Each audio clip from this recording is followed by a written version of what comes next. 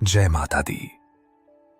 मां दुर्गा स्वयं अपने भक्तों से कहती हैं, हे मेरे बच्चों, जो भी भक्त श्रद्धा और विश्वास के साथ मेरी नवरात्रि व्रत कथा का श्रवण करता है, मैं उस पर अपनी विशेष कृपा बरसाती हूं।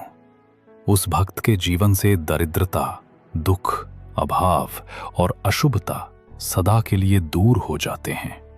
उसके घर आंगन में धन धान्य, सुख शांति और समृद्धि का वास होता है। उसके बच्चे उन्नति करते हैं और परिवार सदा सुखी रहता है। यही कारण है कि नवरात्रि व्रत को पुराणों में अत्यंत पवित्र और फलदायी कहा गया है। एक बार की बात है, देवर्षि नारद, जो सदा जगत की भलाई और ज्ञान की खोज में रहते थे, कैलाश पर्वत पर भगवान शिव के दर्शन करने पहुंचे। विनम्र होकर उन्होंने हाथ जोड़कर कहा, प्रणाम प्रभु, आप जगत के ज्ञाता हैं। आप ही से समस्त रहस्यों का बोध होता है। मैंने सुना है कि नवरात्रि व्रत का पालन करने से मनुष्य का जीवन संवर जाता है। कृपा करके बताइए प्रभु, इस व्रत का वास्तविक महत्व क्या है और ये कैसे करना चाहिए? भगवान शिव शांत स्वर में मुस्कुराए और बोले, नारद, तुम्हारी जिज्ञासा अत्यंत प्रशंसनीय है। सचमुच नवरात्रि व्रत मनुष्य को दिव्य शक्तियां प्रदान करता है।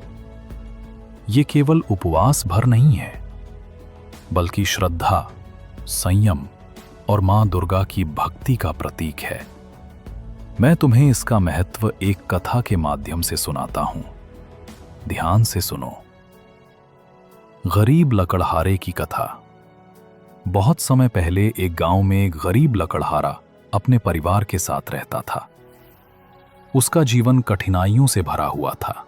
सुबह से शाम तक वो जंगल में लकड़ी काटता, बाजार में बेचता, लेकिन इतने पैसे भी नहीं मिलते कि पूरे परिवार का पेट भर सके। उसके छोटे छोटे बच्चे अक्सर भूखे सो जाते। उसकी पत्नी चिंता और दुख से आंसू बहाती रहती। बेटी बड़ी हो चुकी थी, परंतु गरीबी के कारण उसके विवाह की कोई व्यवस्था नहीं हो पा रही थी। एक रात घर के कोने में बैठा वो व्यक्ति चुपचाप रो रहा था। उसकी पत्नी ने पूछा, क्या हुआ, क्यों दुखी हो? लकड़हारा बोला, मैं मेहनत करता हूं, कभी किसी का बुरा नहीं करता, ईमानदारी से जीवन जीता हूं, फिर भी हमारे घर में सुख क्यों नहीं है? मेरे बच्चों के हिस्से में भूख और दुख ही क्यों है?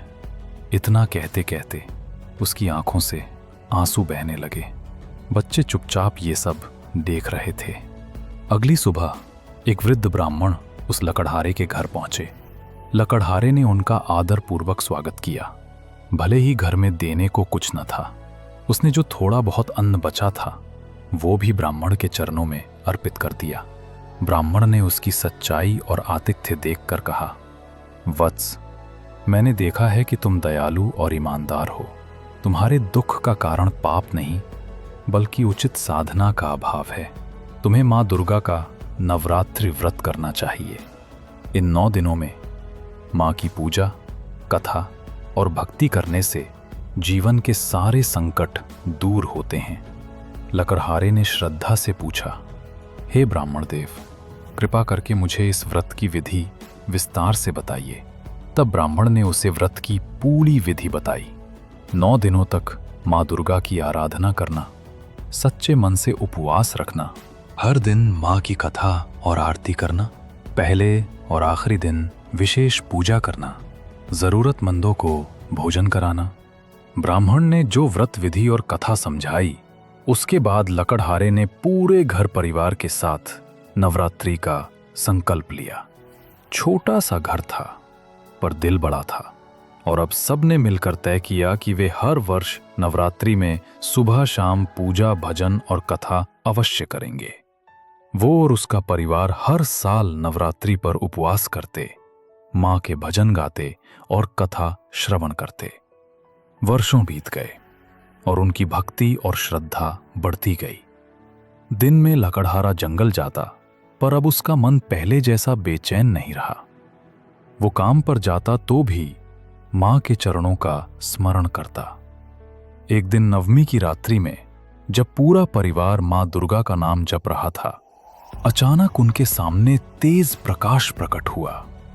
वो स्वयं मां दुर्गा थीं। लकड़हारा की आंखों में आंसू थे। वो मां के सामने खड़ा था, बोल नहीं पा रहा था। मां का रूप न केवल तेजस्वी था, बल्कि एक मां की तरह अवर्णनीय करुणा और शांति लिए था। आंखें स्नेह से भरी, हाथ में त्रिशूल और कमल, और उनके चरणों पर सिंह शांत मुद्रा में था। उनकी मुस्कान में एक ऐसी मिठास थी कि लकड़हारे के सारे दुख जैसे गायब हो गए। घर की हर चीज, मिट्टी का बर्तन, धूल भरे फर्श, सब कुछ उस दिव्य प्रकाश से आलोकित हो उठा। लकड़हारा बोला, मां, मेरे पास मां के चरणों के आगे देने को कुछ भी नहीं है, परंतु आज मां के दर्शन मिल गए। बस यही मेरे लिए सबसे बड़ा वरदान है। मां दुर्गा ने उत्तर दिया, वो सच्चा वरदान नहीं है जो तुम मांगते हुए मांगो। सच्चा वरदान वो है जो तुम बिना मांगे पा रहे हो। तुम्हारे हृदय की सरलता, सत्य और दया। तूने किसी का अहित नहीं किया, पर दुख में भी अपनी देन बांटी। यही भक्ति मुझे प्रिय है। लकड़हारा बोलते बोलते रो दिया। मां, मैं आपके सामने कुछ भी नहीं चाहता, केवल इतनी विनती है कि मेरे बच्चों का कल उज्जवल हो, मेरी बेटी का विवाह सम्मान से हो, मेरे बच्चों को पढ़ने लिखने का अवसर मिले। मां दुर्गा बोलती हैं, वत्स, तेरी सादगी ने मेरा हृदय जीत लिया। मैं तुझे वो आशीर्वाद देती हूं जो तेरे और तेरे परिवार के लिए आवश्यक है। तेरा परिवार कभी दरिद्रता का शिकार नहीं होगा। तेरा पुत्र पढ़ लिख कर सम्मान पाएगा। तेरी पुत्री का विवाह आदर से होगा और उसे सुयोग्य दत्तक मिलेगा। तुम्हें धन धान्य, मान सम्मान और समाज में उच्च स्थान मिलेगा। पर याद रख, इन वरदानों का सही उपयोग कर और दूसरों की मदद करता रहे। नवरात्रि का ये व्रत तुम्हें भीतर से मजबूत करे, यही मेरी इच्छा है। अगले कुछ ही दिनों में गांव में कुछ लोग मदद को आगे आए। एक व्यापारी जिसने लकड़ी खरीदी थी, उसने लकड़हारे की ईमानदारी देखकर उसे रोजाना का आश्वासन दिया और थोड़ा अतिरिक्त वेतन भी दिया। ये नियमित आय उसके घर के लिए बड़े सहारे की तरह साबित हुई। गांव के एक रिश्तेदार में, जो दूर रहता था, अचानक मिलकर कहा कि उसने बेटी के विवाह के लिए कुछ धन भेजा। ये इस बात का फल था कि लोगों को लकड़हारे की भक्ति और मां के आशीर्वाद की खबर लगी। बच्चों के शिक्षा के लिए एक गुरुजी ने निःशुल्क पढ़ाने का प्रस्ताव रखा। उनके छोटे छोटे बच्चों को स्कूल में नामांकन मिला और वे पढ़ाई में मन लगाने लगे। समय के साथ घर के छोटे छोटे ऋण धीरे धीरे चुकते गए। घर में अन्ना भाव नहीं रहा, पर सबसे महत्वपूर्ण बदलाव था, समाज के लोगों का व्यवहार बदल गया। वे अब उस परिवार को सम्मान से देखते थे। विवाह में आशीर्वाद मिलना, पड़ोसियों का सहयोग, ये सब बड़े बड़े वरदान साबित हुए। ये सब अचानक रोजगार और धन का बारिश जैसा नहीं था, बल्कि श्रद्धा से शुरू हुआ एक क्रमिक स्थायी परिवर्तन था। मां के आशीर्वाद से उत्पन्न अवसरों और लोगों के सहयोग ने मिलकर यह सब संभव बनाया। भगवान शिव ने नारद मुनि से कहा, हे नारद, यही है नवरात्रि व्रत की महिमा। ये केवल भूखे रहने का व्रत नहीं, बल्कि मां दुर्गा के प्रति श्रद्धा और विश्वास का प्रतीक है। जो इस व्रत को करता है, उसका जीवन सफल हो जाता है। उन्होंने आगे कहा, यदि कोई 9 दिन का व्रत न कर सके तो केवल पहले और आखिरी दिन व्रत अवश्य करे।